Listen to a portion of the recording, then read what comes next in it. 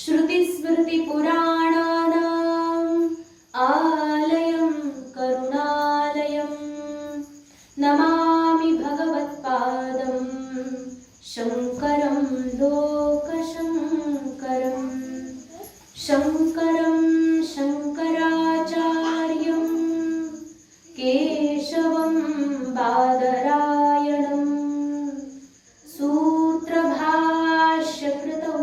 वन्दे भगवन्तौ पुनः पुनः। ईश्वरो गुरुरात्मेति मूर्तिभेदविभागिने व्योमवत्याप्तदेहाय दक्षिणामूर्तये नमः। नारायणं समारम्भां शङ्कराचार्यमध्यमाम् अस्मदाचार्यपर्यन्तां वन्दे गुरुपरम्पराम्। नमस्ते शारदे देवी काश्मीरपुरवासिनी त्वामहं प्रार्थये नित्यं विद्यादानं च देहि मे। ब्रह्मस्वरूपा परमा ज्योतिरूपा सनातनी सर्वविद्याधिदेवी या तस्यै वाण्यै नमो नमः। सच्चिदानन्दरूपाय विश्वोत्पत्त्यादिहेतवे तापत्रयविनाशाय श्रीकृष्णाय वयं नमः। यं प्रव्रजन्तमनुपेतमपेतकृत्यं द्वैपायनो विरहकातर आजुहाव। पुत्रेति तन्मयतया तर्वोऽभिनेदुः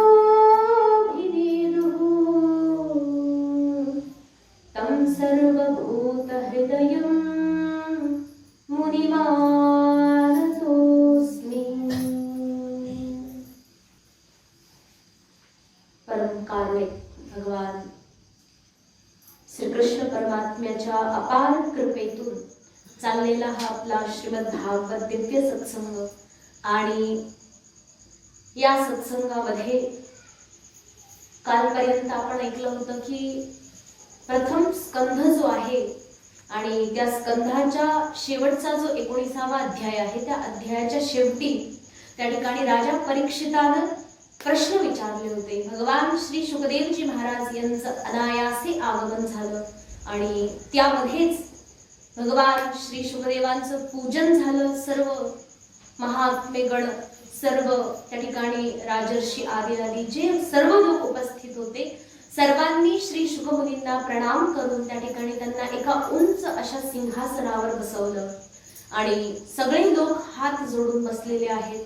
ज्या ठिकाणी की राजा परीक्षित कुशासनावर अत्यंत विनम्रतेनं हात जोडून त्या ठिकाणी भगवान श्री शुकदेवजी महाराजांना प्रश्न करतात। काय प्रश्न आहे तर त्याचं वर्णनही आपण काल केलं होतं की त्या ठिकाणी राजा परीक्षिताने सांगितले की हे भगवन यत् श्रोतव्यम अथो जप्यम यत् कर्तव्यम नृभिः प्रभो। हे भगवन हे गुरुदेव यत् श्रोतव्यम अत्यंत श्रवणीय असं काय आहे, कोणाचा आम्ही जप केला पाहिजे, आमचं काय कर्तव्य आहे, आम्ही कोणाचं स्मरण केलं पाहिजे, आम्ही कोणाचं भजन केलं पाहिजे आणि आम्ही असं काय काम आहे जे केलं नाही पाहिजे, म्हणजे विपर्यय अर्थात निषेध असं काय आहे जे आम्ही केलं नाही पाहिजे, काय केलं पाहिजे काय नाही केलं पाहिजे, कुणाचं भजन केलं पाहिजे, कुणाचं स्मरण केलं पाहिजे, कुणाचं कीर्तन केलं पाहिजे, अशा प्रकारचे हे सगळे प्रश्न विचारले. आणि त्याच मध्ये आणखी एक महत्वाचा असा प्रश्न होता की मृत्युमुखामध्ये पडलेल्या जीवाचं काय कर्तव्य आहे, ज्याचं मरण अगदी जवळ आलेलं आहे, अशा माणसाने नेमकं काय केलं पाहिजे.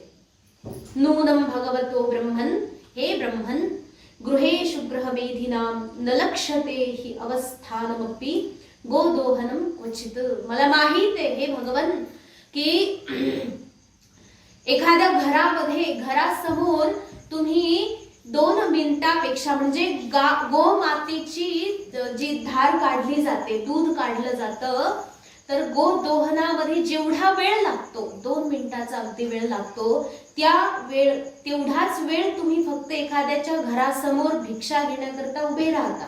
तेही कसं, भिक्षा घेण्याकरता बरं का. असं तसं तर संत महात्मे कोणाच्या घरी जातच नाही.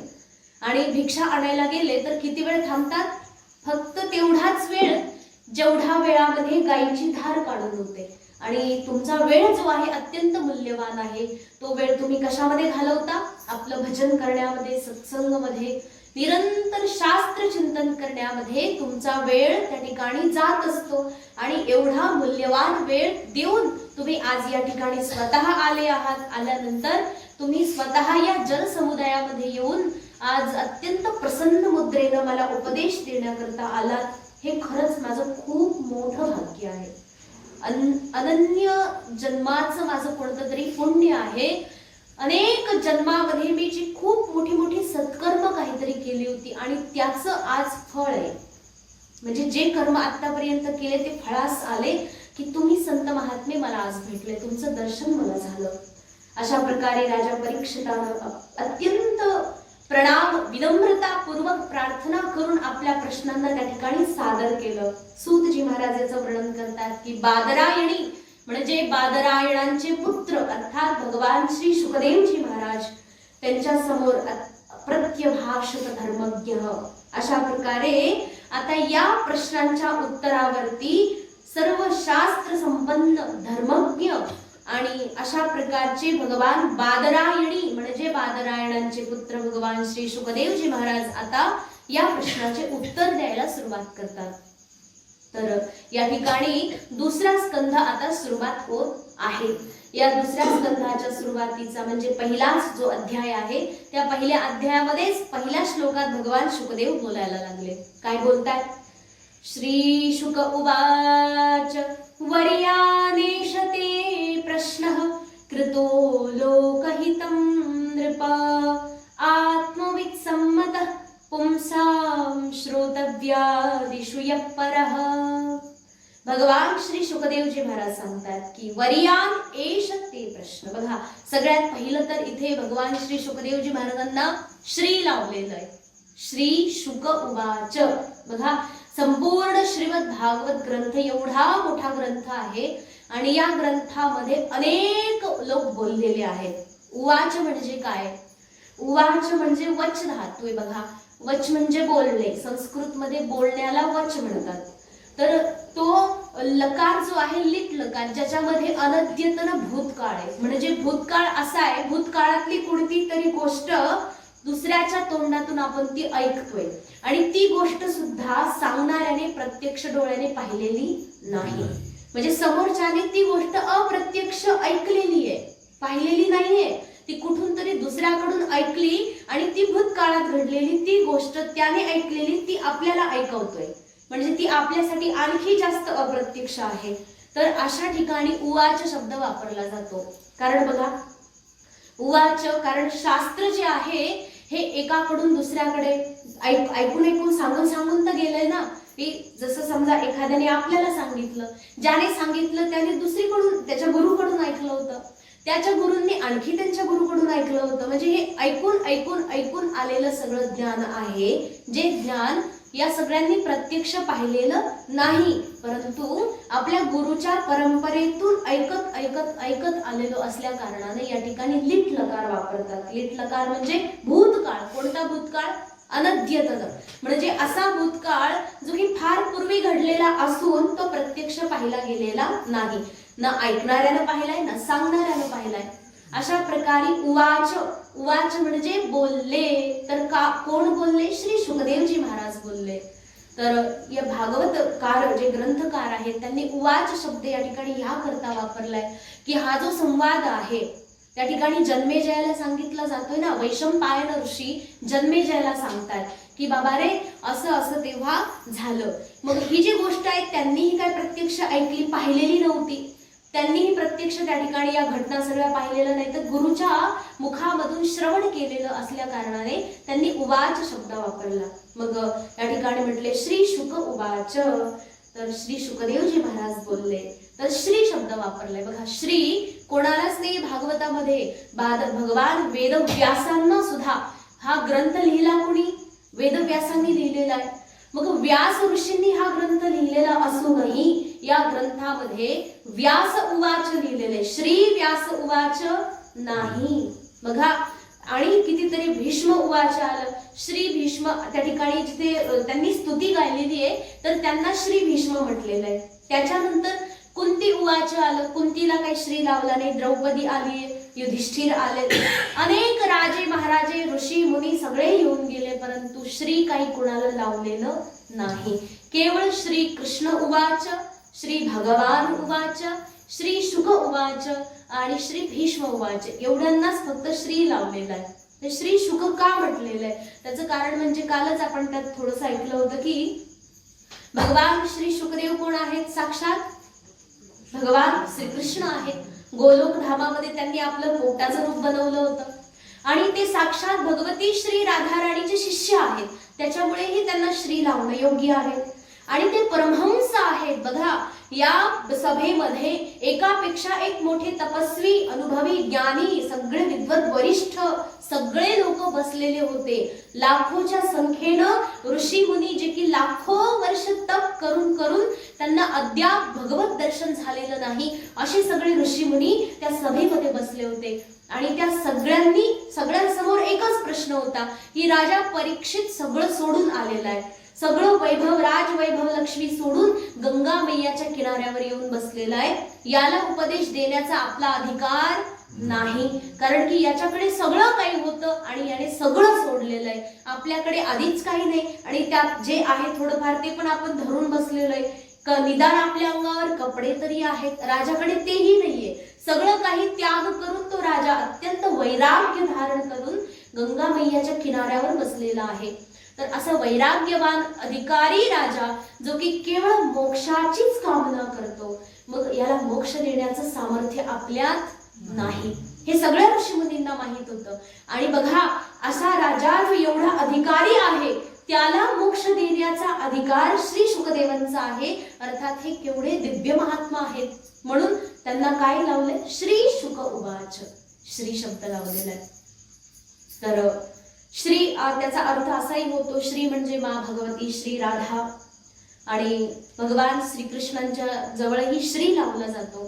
तर सगुण परमात्मा जो आहे, जोपर्यंत निर्गुण आहे, निराकार आहे, अव्यक्त आहे, तर ते केवळ कृष्ण आहे. परंतु भगवती श्री राधा राणी सोबत आले तर ते श्रीकृष्ण होऊन जातात. तर श्रीकृष्ण म्हणजेच काय? राधा कृष्ण. तसंच इथे श्री शुक म्हणजे श्री राधा सोबत श्री शुकदेवजी महाराज. अर्थात श्री शुक म्हणण्याचं कारण असं आहे की केवळ श्री शुकदेवांना फक्त आमचा नमस्कार नाही, केवळ शुकदेवांना आम्ही ऐकत नाही, तर भगवती साक्षात राधा राणींनाही आम्ही ऐकतोय, त्यांनाही आम्ही नमस्कार करतोय. तर त्या ठिकाणी हे तर शिष्य आहेत भगवती राधा राणींचे, आणि शिष्यासोबत गुरुचं नाव जोडलं जातं बरं का. म्हणजे बघा आपली एक परंपरा आहे, तशी पण एक परंपरा आहे की जर आपण आपलं नाव लिहिलं ना तर ते नाव एकेरी मानलं जातं. जर समजा नाव लिहिलं, एखाद्या शिष्याचं नाव लिहिलं संन्यास परंपरेमध्ये, तर ते नाव लिहिलं की त्याच्या शेजारीच गुरु अमके अमके लगेच त्या गुरुचं नावही लिहिलं जातं, कारण की गुरु शिवाय शिष्याचं नाव पूर्ण होत नाही असं मानलं जातं. त्यासाठी इथे सुद्धा शुकदेव महाराजांचं नाव घेतलं, त्यासोबत त्यांच्या गुरूंचं नाव घेतलं, म्हणजे श्री राधा राणींचं नाव घेतलं. श्री म्हणजे श्री राधा. तर अशा प्रकारे श्री शुक उवाच. आणि काय म्हटले शुकदेवजी महाराज? तर सांगतात वरियान एष ते प्रश्न. काय म्हटले की राजन लोकहितम नृप, हे नृप, नृप म्हणजे राजा, हे राजा काय आहे? वरियान, तुझे हे प्रश्न एष हे नृप ते एष प्रश्न वर्यान.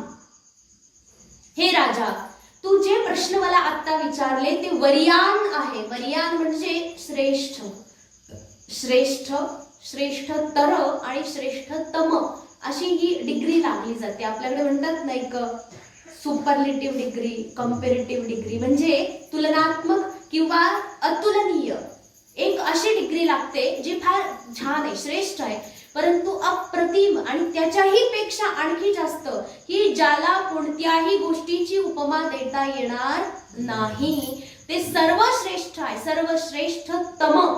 मग अशा प्रकारे हे राजा वर्यान, तुझे जे प्रश्न आहेत ते कसे आहेत? श्रेष्ठतम आहेत, अत्यंत श्रेष्ठ आहेत.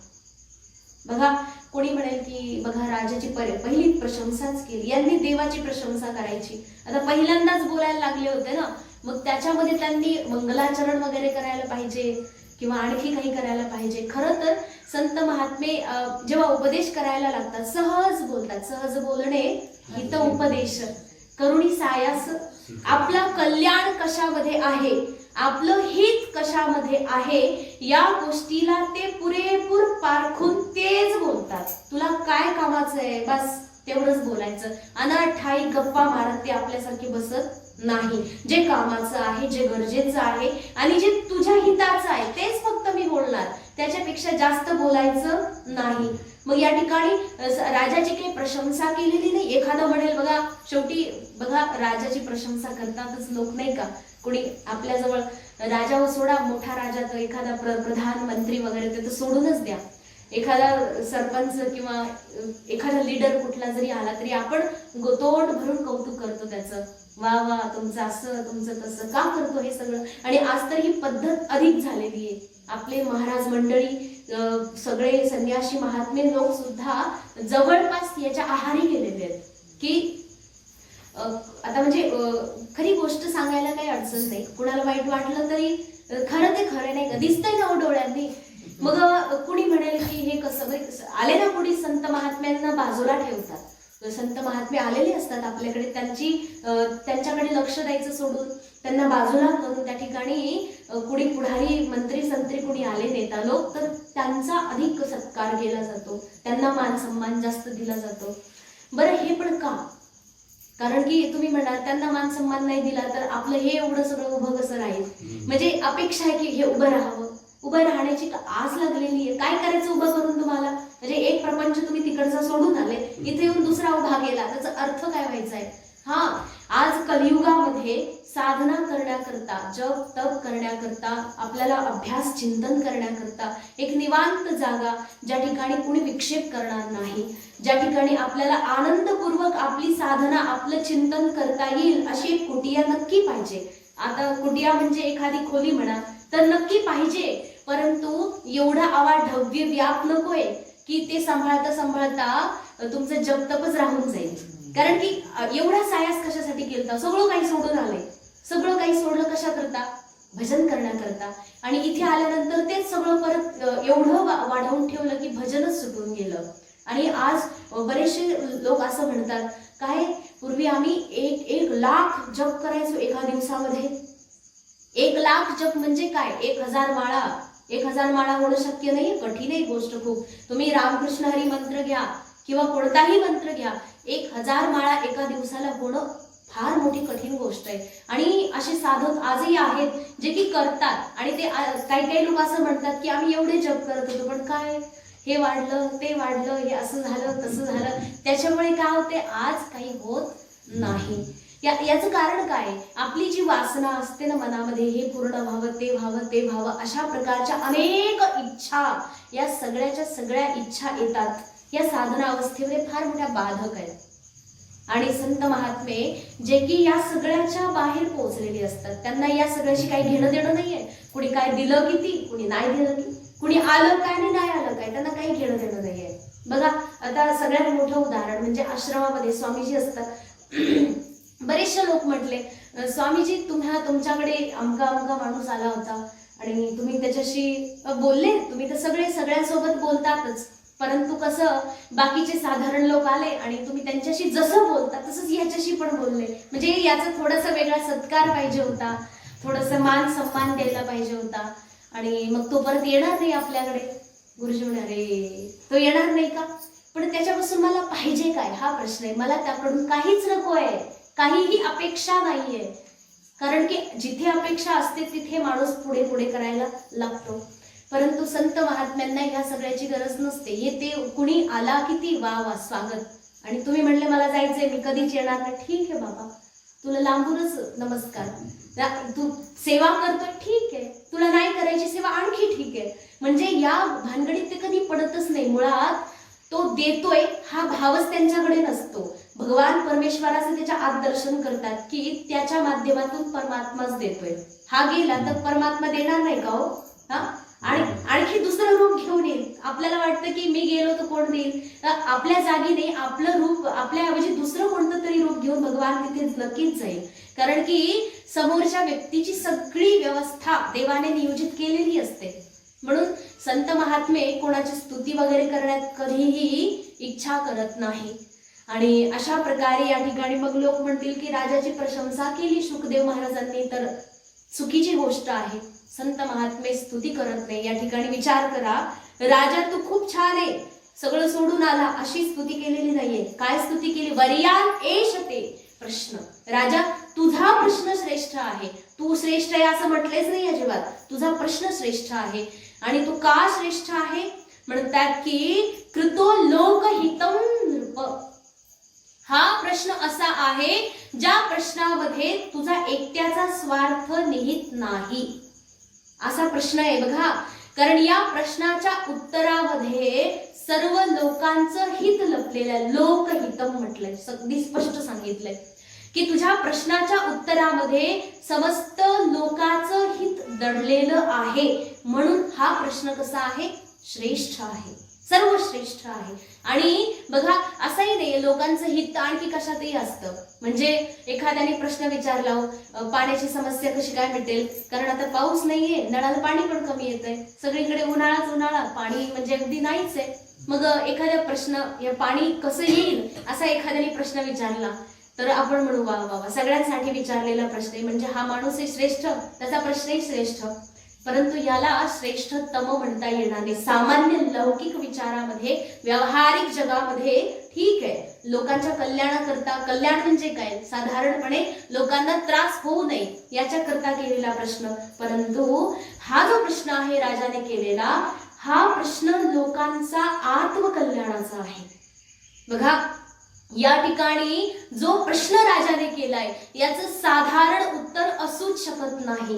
सगळ्यात पहिलं तर विचारलं की महाराज मृत्युमुखी पडलेल्या जीवाचं कर्तव्य काय आहे, काय केलं पाहिजे त्याने, जो आता लवकरात लवकर मरणार आहे अशा माणसाने काय करायचं. बघा मग असा माणूस सगळेच लोक असू शकतात, कारण राजा 7 दिवसात मरणार आहे, परंतु आपण सगळेच्या सगळे त्याच लाईन मध्ये बसलेलो आहे. आपण अशी वेगळी कोणतीही पंगत धरली नाहीये जिचा कधी मृत्यू होणार नाहीये. एकच लाईन आहे, त्याच्यामध्ये आपले सगळे एकामागे एक बसलेलो आहोत की मृत्यू अवश्यंभावी आहे, सगळ्यांचा मृत्यू नक्की येणार आहे. आणि मृत्यू कधी येणार आहे हेही सांगता येत नाही. अर्थात आपण सगळेच्या सगळे मृत्यूच्या तोंडाशी पडलेले जीव आहोत.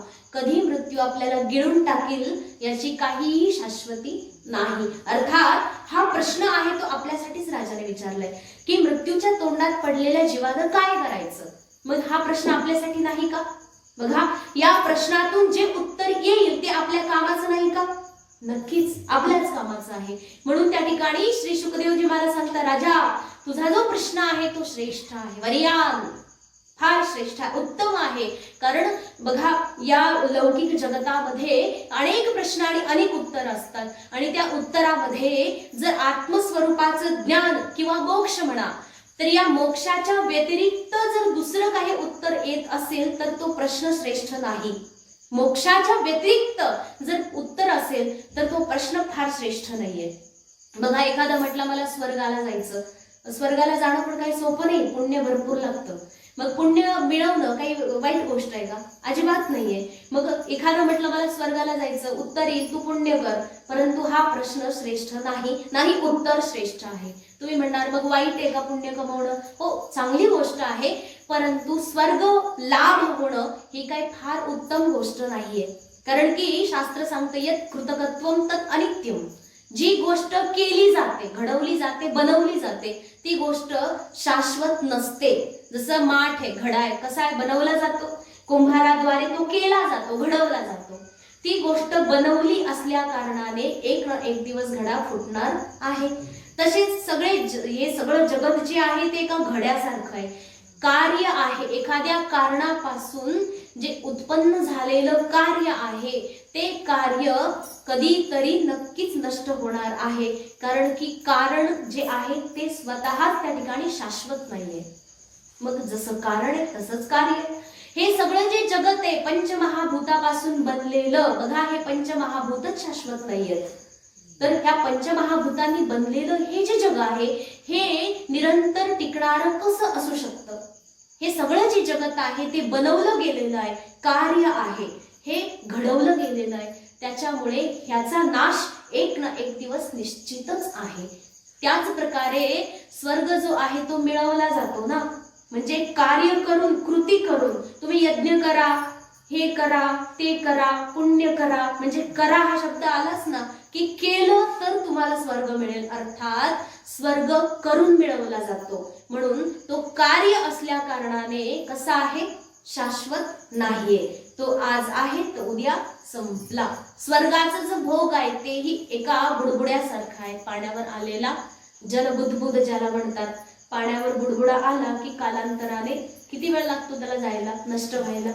पापणी लवली क्षणार्धात नष्ट. त्याच प्रकारे हा संपूर्ण संसार आहे. या संसारामध्ये कृतीतून जे तुम्ही साध्य करतात ते सगळेच्या सगळे काम कसे आहेत? ते नश्वर आहेत, ते नष्ट होणारे आहेत. आणि एकच एक मात्र असं कार्य आहे ते म्हणजे मोक्ष, ते म्हणजे आत्मस्वरूपाचं ज्ञान, जे की कृतीद्वारे साध्य केलं जात नाही. त्याच्याकरता काय करावं लागतं? फक्त बोध घ्यावा लागतो. आत्मस्वरूप बघा, परमात्मा कुठे बसलेला आहे? त्या दिवशी आपला विषय झाला होता, परमात्मा आहे ना आपल्या अंतःकरणामध्ये. जसं आरशावर धूळ जमलेली असते तर आपल्याला ती धूळ पहिली साफ करावी लागते आणि मग आपल्याला आपलं प्रतिबिंब पाहण्याकरता काही कष्ट लागतात का? नाही ना. जसं आरशासमोर जाऊन उभे राहिले तुम्हाला स्वतःला पाहू शकता. आरशामध्ये जाऊन आता आणखी तिथे काही वेगळे कष्ट घ्यावे लागत नाही. त्याच प्रकारे आपल्या अंतःकरणामध्ये जमलेली जी धूळ आहे, म्हणजे मल जो आहे, दोष आहे, याला जर नष्ट केलं तर अंतःकरणामध्ये उपस्थित असलेला परमात्मा जो साक्षात स्वतःचं दर्शन करवून देतो. कारण की तो कसा आहे? स्वयंप्रकाशी आहे, स्वतः प्रकाशित होतो.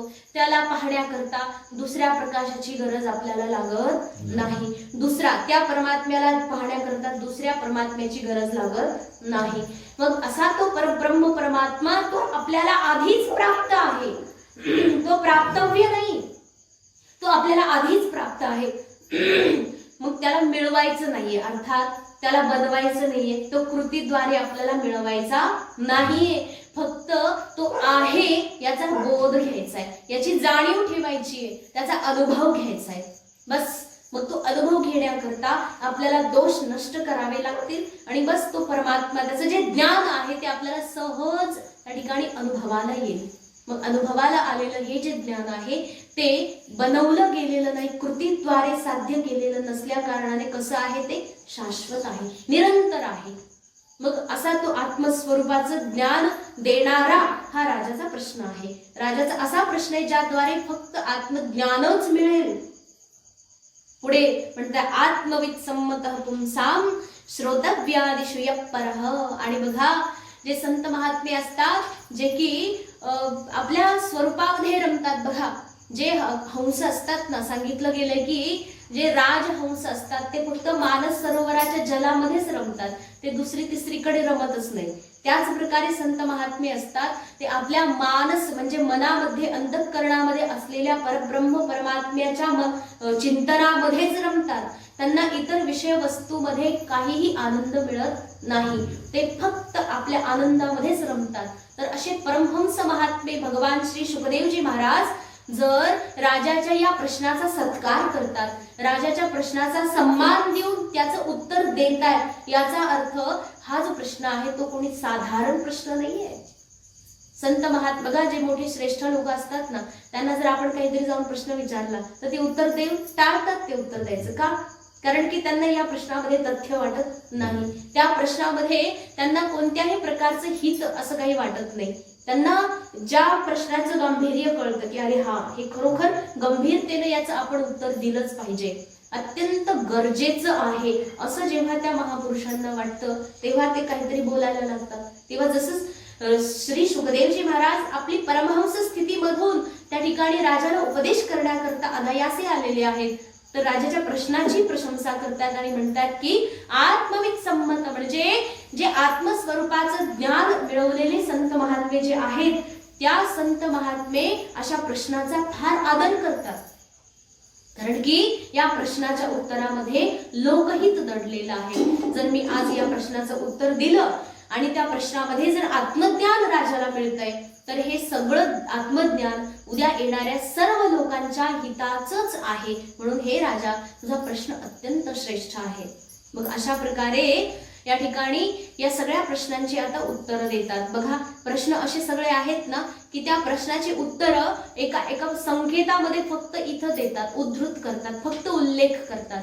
परंतु हे संपूर्ण श्रीमद भागवत या प्रश्नाचं उत्तर आहे. म्हणजे हे सगळे प्रश्न कधी सुटतील?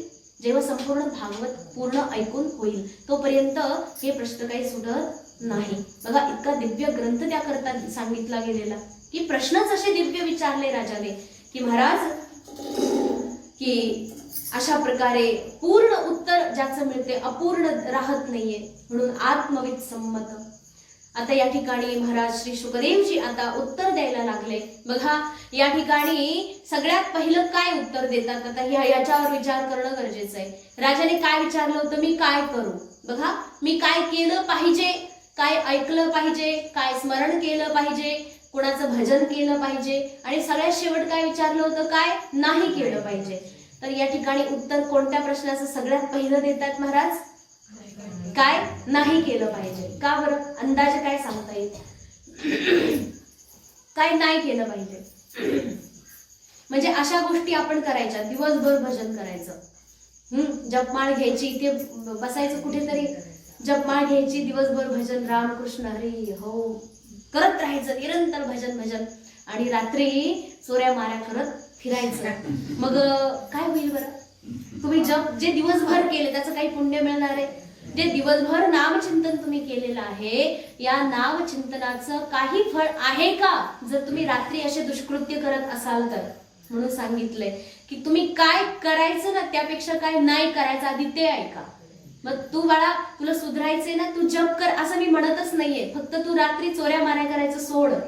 त्यातच तुझं पहिलं सुधारण्याची काय म्हणता पहिली पायरी आहे. एखादा माणूस फार दारू पितोय आणि तो आश्रमात गेला, महाराज असं असं आहे, मी दारू पितो म्हणे, मग काय करायचं? त्याला म्हणायचं तू जप करत बस. कसं शक्य आहे बरं? त्याला काय म्हणणार? पहिला उपदेश काय देणार? तू दारू सोड. म्हणजे तू काय करू नको, तू काय कर यापेक्षा तू काय नको करू हे त्याला सांगणं जास्त महत्वाचं आहे. आता हे उदाहरण एकदम तुच्छ झालं. राजा काही एवढा खराब नाहीये, राजा फार मोठा अधिकारी व्यक्ती आहे, राजर्षी म्हटलंय, राजा असून ऋषी येतो. तरीही हे राजा, तुझ्याकडे असं काय आहे जे नाही करायला पाहिजे? सामान्यतः बघा, राजाला उद्देशून आपल्याला केलेला उपदेश आहे.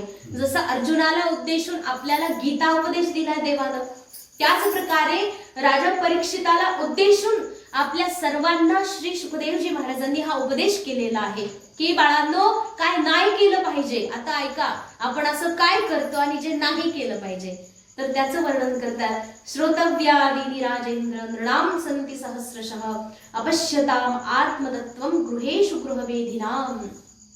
बघा, गृहमेधिनाम म्हणजे घरामध्ये राहणारे जे लोक आहेत, गृहस्थ जीवनामध्ये राहणारे जे लोक आहेत ते दिवस रात्र एकच धंदा करतात. काय? एक तुकाराम महाराजही सांगतात ना, शत गणिले ते अर्धरात्र खाय. सुरुवात काय त्याची? शतगणिले ते अर्धरात्र काय भजनासी उरले ते पाहेला, राम राम स्मरा आधी. पुढे घरदारा पुत्रजन बंधू सोयरे पिशून. आणखी एका ठिकाणी सांगितलं सर्व मिथ्या आहे जाणून. म्हणजे संत महात्म्यांनी बघा आधी आपल्याला हा उपदेश दिलेला आहे की उठा जागे व्हारे आता, स्मरण करा पंढरीनाथा. हाच उपदेश बघा श्री शुकदेवजी महाराजांनी सांगितलंय की गृहस्थ व्यक्ती काय करतो, काय करायला पाहिजे त्याच्या विपरीत करतो, काय बोलायला पाहिजे त्याच्या विपरीत बोलतो. निरंतर आपल्या घरामध्ये असलेल्या उद्योग धंद्यांच्या नादी लागून हजार असे काम करत असतो जे करण्याची काही एक गरज नसते. बरं समजा गरज पण आहे, तुम्ही म्हणा आम्ही काही येडेत का काय सगळ्याच्या सगळे, आम्ही एवढे सगळे लाखो लोक कामाला लागलोय. निरंतर आपल्या उठल्यापासून तर झोपेपर्यंत हीच एकच धडपड, हे कसं होईल ते कसं होईल. आता हा तुम्हाला पण एक प्रश्न आहे, हे काम झालंच पाहिजे, ते झालंच पाहिजे, आणि मग उद्याची लिस्ट परत तयार असते, उद्या काय काय करायचं, परत उद्या संपलं की त्याची लिस्ट तयार असते, त्याच्यानंतरही काय काय करायचं. असं करत करत करत आणखी 50 वर्ष जरी संपले तुमच्या आयुष्याचे तरी ही कामाची लिस्ट काही संपणार आहे का? आले मोठे लोक येऊन गेले, लाखो वर्षाची ही परंपरा आहे. ही सृष्टी जशी निर्माण झालीये तेव्हापासून सकाळपासून संध्याकाळपर्यंत धडपड करत करत ही कामं करत राहण्याची ही परंपरा आहे. एवढे लोक बघा पृथ्वीवर किती करोड लोक आहेत आता, सगळेच कामं करतात. एवढे लोक कामं करतात तरी हे काम संपत नाही. बघा किती हात कामाला लागलेले आहेत. एवढे लोक काम करतात ती एक दिवस तरी काम संपायला पाहिजे ना, संपत आहे. अर्थात हे काम कधीही न संपणार आहे. असा एक खेळ देवानं दाखवून दिलाय ज्याच्यामध्ये आपण एवढं रमलोय. मग त्या ठिकाणी सांगतात की हे राजेंद्र राजा, हे निरंतर आपले जे पाहूनही पाहत नाही, जे खरंच वास्तविक आहे त्याला जाणूनही त्याला बोध घेत नाही, तर अशा प्रकारे हे उद्योग सोडले पाहिजे. तर काय केलंय, माणूस काय करतो आणि काय नाही करायला पाहिजे याचं वर्णन केलंय. म्हणतात निषेध. बघा ऐका, उत्तर देताना सांगताय निद्रया ह्रियते नक्तम व्यवसायेन च वा वयः दिवाचार्थे हया राजन कुटुंब भरणेन वा. काय सांगितलंय? निद्रया ह्रियते नक्तम. माणसाचं आयुष्य कसं जातं ना याचा पूर्ण आराखडा काढलेला आहे. आम्ही काय काय करतो कोणाला माहितीये? बघा शास्त्राला माहितीये तुम्ही काय काय करता. बघा काय करता सांगितलं शास्त्राने, निद्रया ह्रियते नक्तम. नक्त म्हणजे रात्री. रात्र कशी जाते? निद्रया म्हणजे झोपेत. कळालं शास्त्राला. आपण काय करतो रात्री तेवढे झोपा काढून काढून रात्र निघून जाते. परत व्यवायेन च वा वयः. अशा प्रकारे पुढे सांगितलेलं आहे की त्याची जी रात्र आहे ती एकतर झोपेत जाते नाहीतर स्त्री प्रसंगामध्ये जाते. अशा प्रकारे 2 प्रकारे रात्र जाते. पुढे सांगितले दिवाचार्थे हया राजन. आणि दिवसामध्ये काय हया म्हटले बघा. च अर्थे. अर्थ म्हणजे काय? धन, संपत्ती, पैसा. दिवसभर हया, हाय धन, हाय हाय हाय धन, हाय मला धन मिळावं, मला धन मिळावं म्हणून कसा जातो? दिवस जातो. बस दिवसाचा पूर्ण आराखडा दिवसभर. आणि राजन कुटुंब भरणेन वा. संपूर्ण कुटुंबाचं भरण पोषण करण्यामध्ये जातं. समजा घरामध्ये सगळेच्या सगळे काही पैसे कमवत नाही, परंतु जे लोक धन कमवण्याकरता हाय धन मला आज काही नाही तर 100 रुपये काय होते, कमीत कमी 1000 रुपये तरी दिवसाचे मला मिळले पाहिजे. तेवढ्याने काही होत नाही बरं का. आणि तसं लाख रुपये जरी रोज मिळाले तरी तेवढ्याने तरी काय होते, हौस मागे लागल्यावर इच्छा जागृत होते ना, हे पाहिजे ते पाहिजे. मग असं करत त्रैलोक्याचं धन जरी त्या माणसाला मिळालं तरी तो दरिद्रच राहणार आहे. का? हा समाधानच नाहीये. सगळं त्रैलोक्याचं तुकाराम महाराज सांगतात ना, हात पसरी जिणे धिक त्याचे. अशा माणसासमोर 3ही लोकांचं वैभव जरी आणून ठेवलं तरी तो हात पसरायचं काही सोडत नाही, समाधानच नाही त्याच्याकडे. मग अशा प्रकारे हा माणूस दिवसभर धन कमवण्याकरता रमतो. आणि जी व्यक्ती घरामध्ये राहते, कुटुंबाचं भरण पोषण, तुम्ही माता माऊल्यांचं जास्तीत जास्त हेच काम आहे. असं नाही की तुम्ही पैसे कमवत नाही, तुम्ही तेही करता, कारण तुम्ही दोन्हीमध्ये एक्सपर्ट आहेत. एक तर हेही करतात तेही करतात. परंतु कुटुंबाचं भरण पोषण म्हणजे जेवण बनवून त्याच प्रत्येकाला खाऊ घालायचं हे कामही काय थोडं नाहीये, आणि ते रोजच आहे. असं नाही की एक दिवस पैसा नाही कमवला तरी समजा चालेल, पण जेवण तर रोजच बनवायचंय. असं होतं का नाही आज नाही बनवलं तरी चालेल, काय कुणी आपल्याला आणून देणार आहे? तर कुणी म्हणणार नाही तुम्ही आज जेवण केलं नाही चला आम्ही दया करतो, असं शक्य नाहीये महाराज. तर ही जी गोष्ट आहे निरंतर चालू आहे. अशा प्रकारे आपला हा दिवस जातोय. पुढे म्हटले देहापत्य कलत्रादिषु आत्मसैन्येष्व सत्स्वपी तेषां प्रमत्तो निधनम पश्यन्नपि न पश्यती. आणि हा जीव जो आहे अज्ञान, देह म्हणजे हे शरीर, त्यानंतर म्हटले अपत्य म्हणजे पुत्र, अपत्य पुत्र पुत्री आदी जे, कलत्र म्हणजे पत्नी, आदिषु म्हणजे माझं शरीर अर्थात मी, माझे पुत्र आणि माझी पत्नी याच्यामध्ये काय केले, आत्मसैन्येषु सत्स्वपी आपल्या सगळ्यामध्ये एवढा भयंकर आसक्त झालेला आहे की तेषां प्रमत्तो त्याच्यामध्ये तो प्रमत्त झालेला आहे. त्याच्या विषय वासनाच्या सेवनाने तो एवढा त्याला नशा चढलेली आहे, प्रमत्त झालेला आहे की पश्यन्नपि न पश्यती पाहूनही पाहत नाही. बघा इतकं सुंदर शास्त्राने वर्णन केले, पाहूनही पाहत नाही, त्याला कळत नाही की काय खरं आहे काय खोटं आहे. कारण की बघा ज्या माणसाला नशा चढलेली असते ना त्याला काही कळत नाही, सुधबुध नसते. असे लोक तुम्ही जास्त पाहिले असतात जवळून. आश्रमात तर कुणी येत नाही असं, परंतु तरीही संत महापुरुषांच्या दृष्टीने विषय वासनाचा सेवन करणारा माणूसही कसा आहे, नशापान करणारा आहे. त्याला पाहूनच अंदाज येतो की एक फार मोठं व्यसन करणारा काय असेल, की त्याला पाहूनही कळत नाही त्याच्या शरीरामध्ये नेमकं काय विष चढलेलं आहे ते त्याला कळत नाही. बघा आपल्याकडे एक पद्धत आहे ना, साप चावला की त्याला मिरची खायला देतात, आहे ना? कुणी खाल्ली अशी मिरची? खाल्ली असेल कुणीतरी. ते साप चावलाय का नाही नेमकं कळेल. आणि ज्याला साप चावलेला आहे त्याला मिरची खाऊ घातल्यावर काय होतं, गोड लागते मिरची. मिरची गोड आहे का? हा मिरची गोड आहे का? बाहेरचे नाही ना, बाहेर मिरची गोड लागती, इथं कडू आहे तिखट आहे. हा ऐकताय ना सगळे? तर मिरची कशी आहे, तिखट असूनही साप चावलेल्याला कशी लागते, गोड लागते. मग अर्थात का बरं हे झालं, कारण ते जे विष आहे सापाचं त्याच्या अंगामध्ये पसरलेलं आहे. आणि तेव्हा आपल्याला कळतं तुला मिरची गोड लागते अर्थात साप चावलेला आहे. तसंच आपल्याला या विषय वस्तू, या सगळ्याच्या सगळ्या विषय वस्तू, पत्नी पुत्र धन संपत्ती आदी आदी कसं लागतंय, हा गोड लागते. सगळ्यांना गोड लागते. हा ना, चक्करताय म्हटलं काय, पण गोड आहे का?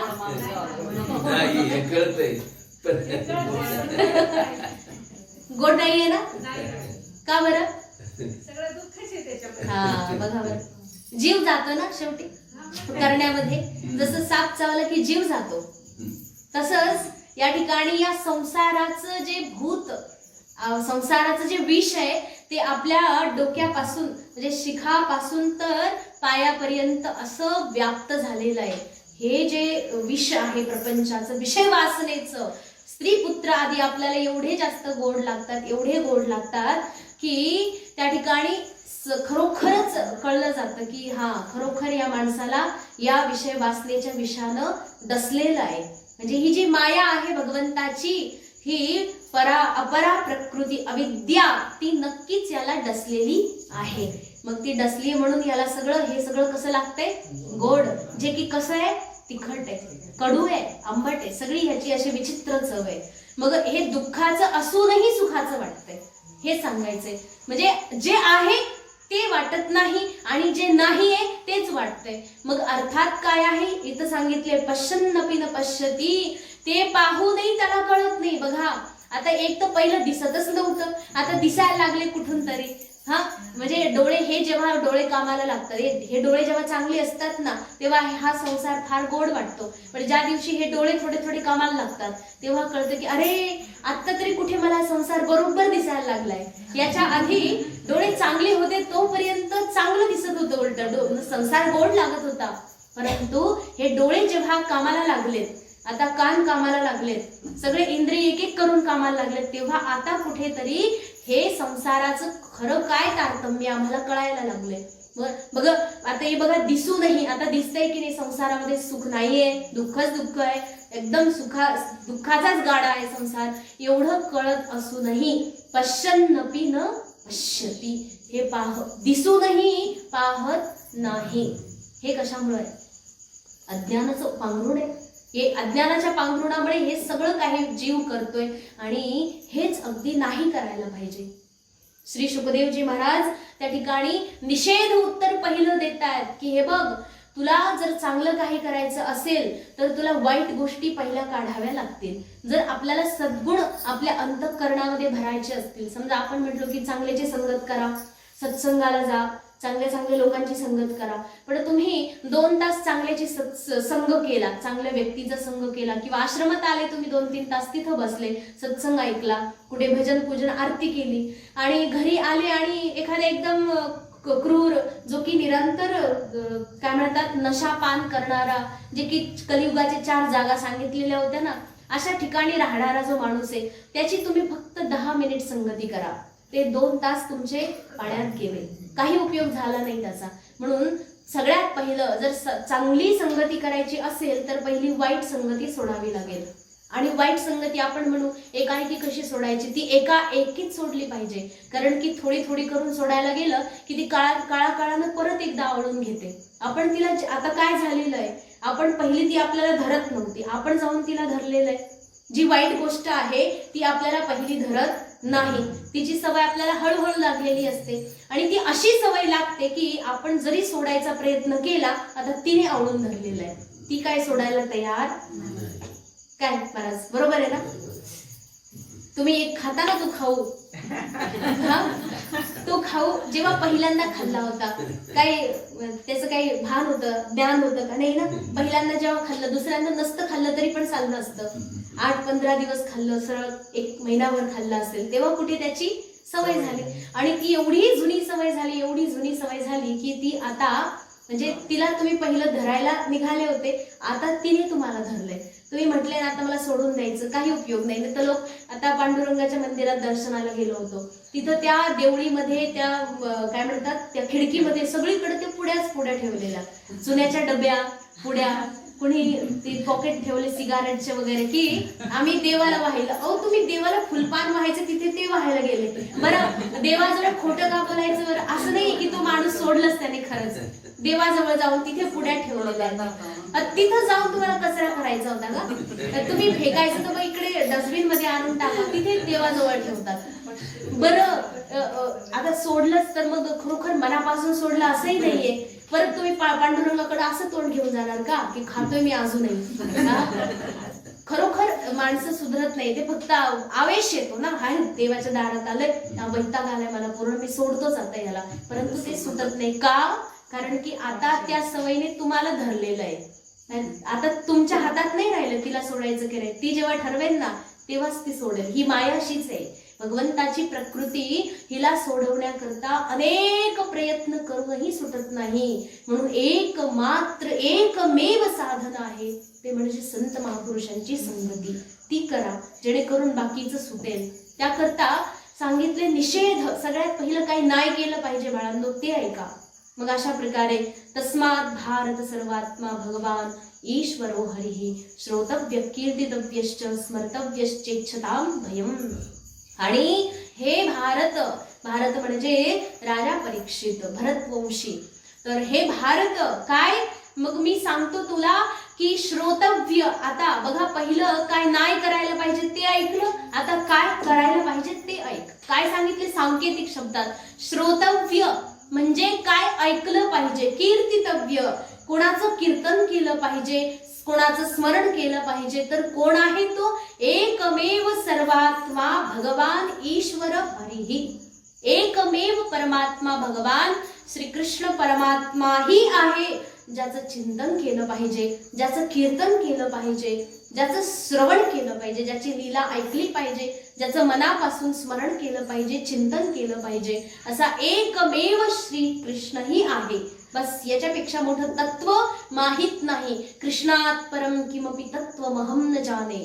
म्हणून हे राजन, हे भारत, ही गोष्ट निरंतर लक्षात ठेवायची. आणि मग बघा, या विश्वामध्ये ना एक गोष्ट कायम ठेवायची, मरणाच्या पूर्वी बरं का, कोणत्या का मार्गाने होईना, कोणत्याही मार्गाने, येण केन प्रकारेण, आपण म्हणतो ना चला कसं का होईना पण काम तर झालं, हा होण्याशी मतलब आहे, म्हणजे अंत भला तो सब भला, तसंच म्हटलेलं बघा.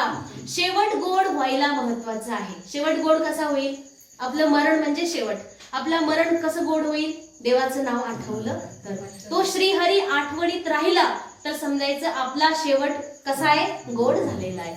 मग तो गोड कोणत्याही मार्गाने का होईना, काही का करून होईना, तो गोड जर होत असेल आपला शेवट, तर आनंदाची गोष्ट आहे. मग तो श्रीहरी येन केन प्रकारेण, तुम्ही काही कर्म करा, तुम्ही त्याचं कीर्तन करा, त्याचं भजन करा, त्याच्यासाठी कोणतेही कार्य करा. सांख्य योगाभ्याम स्वधर्म परिनिष्ठया, तुम्ही ज्ञानाने घ्या, तुम्ही भक्तिपूर्वक करा, अथवा तुम्ही अनुष्ठान करा, धर्म अनुष्ठान करा, भजन पूजन कीर्तन करा, कोणत्याही मार्गाने घ्या, परंतु मृत्यूच्या वेळी जर परमात्मा आठवणीत आला तर आपलं जीवन कसं आहे? धन्य आहे. आणि हेच कसं आहे? मनुष्य जीवनाचा जन्मलाभ पुरः पुंसाम अंते नारायण स्मृती. बघा, अंतिम नारायणाची स्मृती, नारायणाची आठवण अंतःकरणामध्ये राहिली तर आपल्याला जन्म गेल्याचं साफल्य मिळालं. आज माझं जीवन खरोखर सफल झालं असं म्हणायचं, कोणत्याही प्रकारे होईना. मग तुम्ही तुमचे प्रकार ठरवायचे. जर तुम्हाला देवाचं कीर्तन करून करून करून करून जर त्याचं नाव खंड लक्षात राहते, तेच करायचं. जर आपल्याला आत्मज्ञान प्राप्त करून, आत्मज्ञान अंतर्मुख वृत्तीने त्याचं ध्यान करत करत करत करत जर त्याद्वारे तो लक्षामध्ये राहतोय तर तेच करायचं. अशा प्रकारे अनेक असे सगळे मार्ग आहेत ज्याद्वारे तो श्रीहरी आपल्या आठवणीत राहील. मग अशा प्रकारे मनुष्याने काय करायचं? भगवान परमेश्वराचं आठवण घेऊन आपल्या अंतिम जो मृत्यू आहे त्याला सुखाचा बनवायचा. आणि हे राजन, प्रायेण मुनयो राजन निवृत्ता विधिषेधतः नैर्गुण्यस्था रमन्ते स्म गुणान कथने हरेहे. आणि खरं म्हणजे जे लोक विधी आणि निषेध, म्हणजे तुम्ही हे करा आणि तुम्ही हे करू नका, अशा प्रकारे ही विधी निषेध ज्यांच्याकरता उरलेलाच नसतो ते संत महात्मे, म्हणजे जे पूर्ण झालेले आहेत. मग त्यांना आता तुम्ही हे करा असं म्हणायची काय गरज आहे? जे भगवंताजवळ पोचलेले आहेत. कारण करा हे कोणाला सांगितलं जातं? तुम्ही ह्या रस्त्याने जा, कोणाला सांगितलं जातं?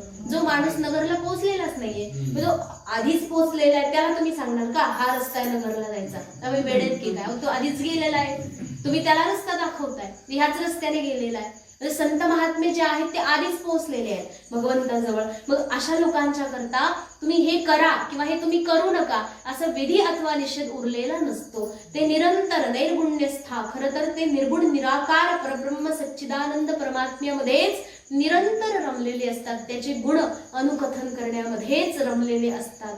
अशा प्रकारे मग हे जे श्रीमद भागवत ग्रंथ आहे याच्या माध्यमातून आज या भगवान परमेश्वराच्या दिव्य कथेचं, दिव्य नावाचं गुणगान गात आहे इदम भागवतम. आणि खरंच ही गोष्ट की जे लोक परमहंस वृत्तीमध्ये रमलेले असतात तरीही त्यांना भगवंताची ती दिव्य लीला, ती दिव्य कथा अशी काही आकर्षित करते स्वतःकडे की बघा माझ्यासारखेच लोक, कोण सांगते हे? भगवान श्री शुकदेवजी सांगतात की मी परमहंस वृत्तीमध्ये आरूढ होतो, जन्म झाला आणि वनाला गेलो, परंतु त्या ठिकाणी भगवंताची ही दिव्य लीला जशी माझ्या कानावर पडली, मी आकर्षित झालो, परत घरी आलो, वडिलांकडून मी हे श्रीमद भागवत शिकलो आणि आज तेच श्रीमद भागवत जे की मी माझ्या वडिलांकडून शिकलो आज तेच तुला मी इथे सांगणार आहे.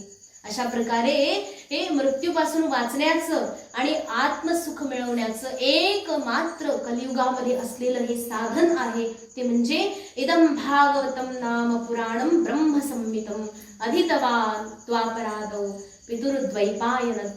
द्वैपायनात अहम. अशा प्रकारे हे राजन, हे श्रीमद भागवताचा उपदेश मी तुला देईन. अशा प्रकारे या ठिकाणी श्री शुकदेवजी महाराजांनी आपल्या वाणीला सुरुवात केलेली आहे. बघा किती दिव्य वाणी आहे. पहिलाच दिवस आहे, त्या ठिकाणी भगवान श्री शुकदेवजी बोलायला लागले. अजून पुढे पुढे किती छान छान बोलतील ते. त्याच्यामुळे आपल्याला ते सगळं ऐकायचं आहे. आपला वेळ पूर्ण झालेला आहे. आजची झालेली सेवा भगवंताच्या चरणी समर्पित करून वाणीला विराम देऊ. ओम पूर्णमदः